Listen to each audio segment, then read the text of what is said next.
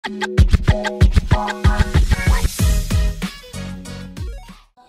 morning, everyone. Learning objectives. A. Describe the characteristic of traditional Filipino architectural design and artifacts. These objectives focuses on understanding and describing. Students should be able to discuss the distinct features of Filipino traditional architecture. Letter B. Identify the name, significant traditional Filipino architecture. This emphasizes recognition and recall. Students should be able to identify the famous architectural examples such as Bahay Kubo, Bahay na Bato, and other heritage structure. It helps them to connect names with image or description for this design. C. Appreciate the cultural and historical significance of this architectural design. This develops values and attitudes. Students are expected to understand how traditional architecture reflects Filipino culture, history, and lifestyle, leading them to develop a deeper appreciation for national heritage and craftsmanship. Second is subject matter. Content. Parts of different architectural design. This covers the lesson topic, focusing on identifying and discussing the various part of component of Filipino architectural structure. Next is materials. These materials will support visual learning. Pictures and illustration of traditional architecture help students better understand and visualize the concept being taught. Art materials may be used for drawing, labeling, or group activities. Next is reference. Internet, YouTube.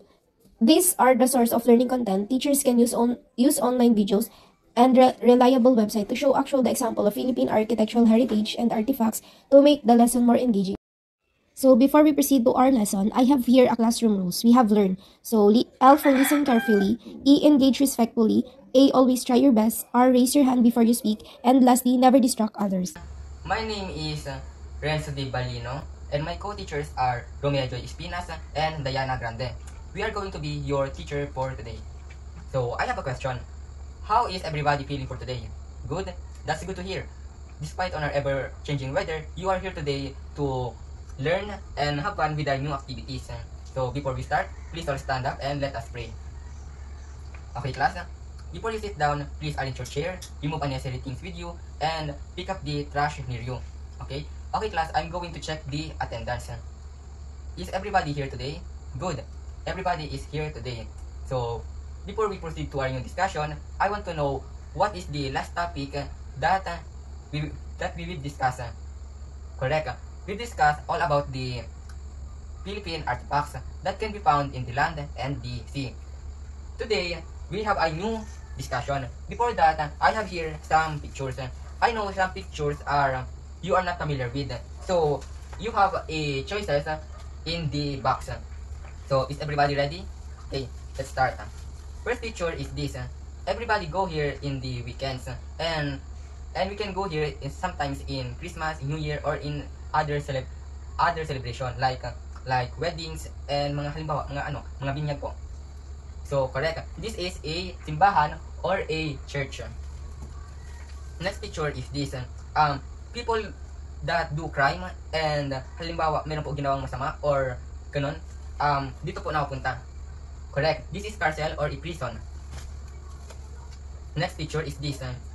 We can see here we can see buildings like this in the old roads and sometimes in the municipalities. Correct. This is Bahay na Bato. Next picture is this. You can see this in some of the old forests and sometimes in the farms. Correct. This is Maranao, Turugan. Last picture is, I know all of you are familiar with this structure or building. This is Bahay Kubo. Okay, class. Do you have any idea what is our topic for today, or a clue?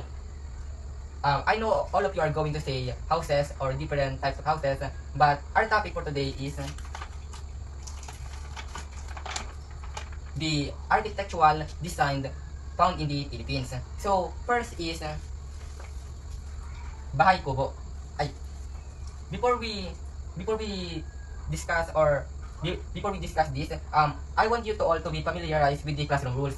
My co-teacher Romeo Joy Espinas discussed the classroom rules. So class, dapat po sundin po natin. Okay? So first is Bahay Kubo. It is a traditional skilled house of the Philippines built from natural materials like bamboo, nipa, and wood. So as you can see here, class, it is built in a nipa palm leaves. and it is built in ventilated windows. Wala po siya windows, kaya po yung hangin po is mapresko. And kadalasan nakita natin tong bahay kubo is sa mga farms and sa mga old or sa mga probinsya po natin.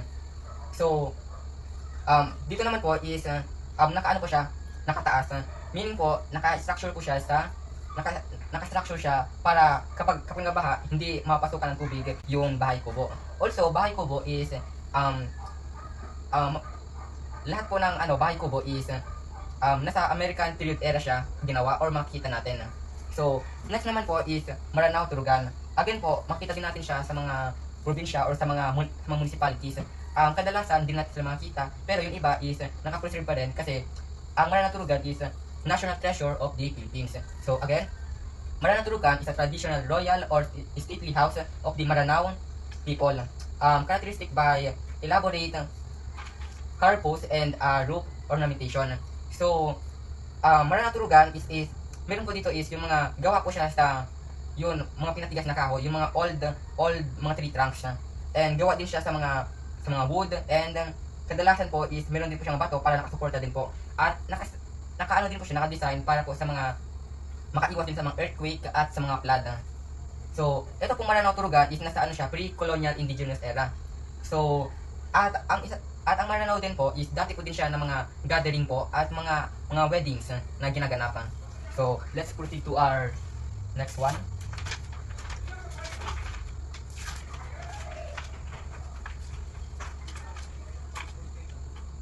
So, next one is Bahay na Bato.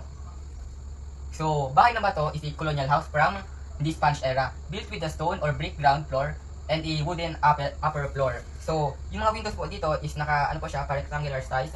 And din po, ang Bahay na Bato is din siya, inspired sa Spanish colonial era. Kaya makita din po natin to sa mga province natin, sa mga community or sa mga municipalities. At isa din po to sa mga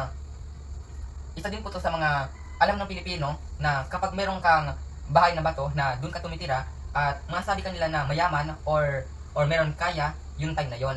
Kaya isa din ang bahay na bato na preserve at inalagaan talaga, lalo kasabi na dito ang Maranao, Turugan at Bahay na Bato kasi ito din po ang national treasure in the Philippines. Also, dito din po ang dito din po ginawa siya nung Spanish era din po. Next is Paway Church. So, an example of earthquake barak, a style that developed in the Philippines to withstand earthquakes. So, as you can see here, church are very indestructible at hindi po siya basta-basta magiba ng earthquake or any other disaster. That's why po na ang mga materials po yan, mga wood, mga brick, kaya po at makita po natin dito is mga matangkad sila para yung foundation po nila is hindi agad-agad masira. So, that's why it say here that earthquake, it can stand earthquakes. So, this is Paway Church. Next is Carcel. In Spanish, it is mean prison or jail. So, historically, this term has been used in many Spanish-influenced regions. So, yung Spanish era po, ginawa po yung carcel para po, halimbawa, kung meron kang ginawang masama or mga ganun po, is, dito ka po mapupunta.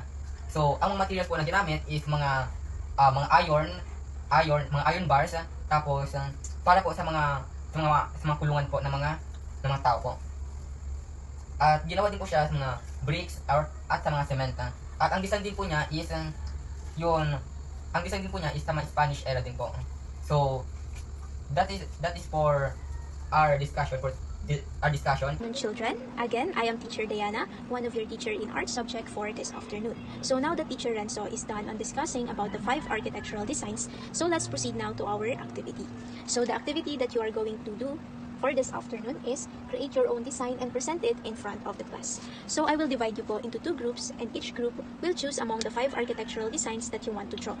So you can use the basic shapes like circle, square, rectangle, triangle, and etc. So it is up to you on how you will make or create your own design. And after that, one of your classmates will present it in front of the class, answering the question, why did you choose that architectural design, and what is the importance of that architectural design to you. Say for example, just imagine that I draw the church or simbahan. So I choose the church or simbahan because it is part of our cultural and family tradition.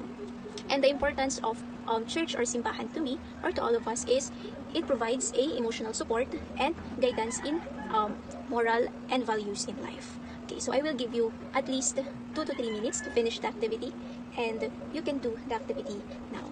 So again, what are the 5 architectural designs that we've discussed?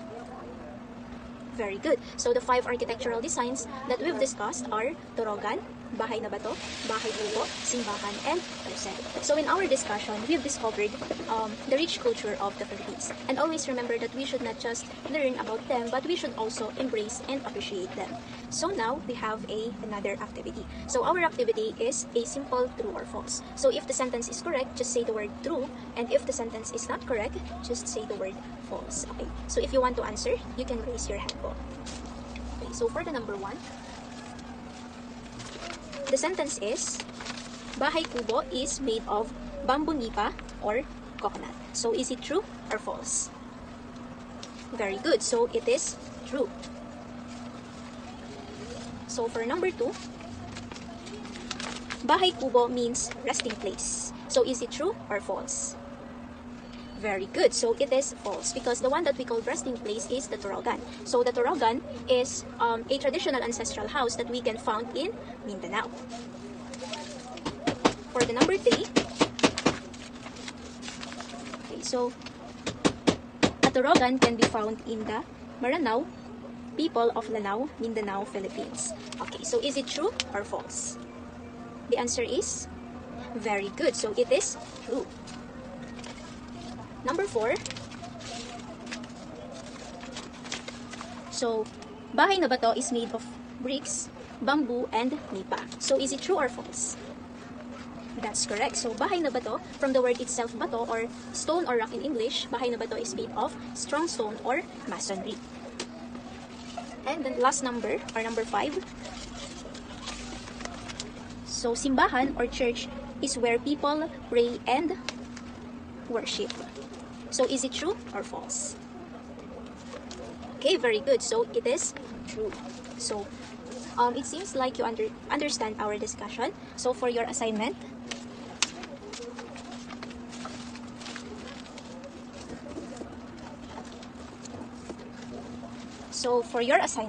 create your own architectural design using bond paper, pencil, and coloring materials. So, thank you for listening, children.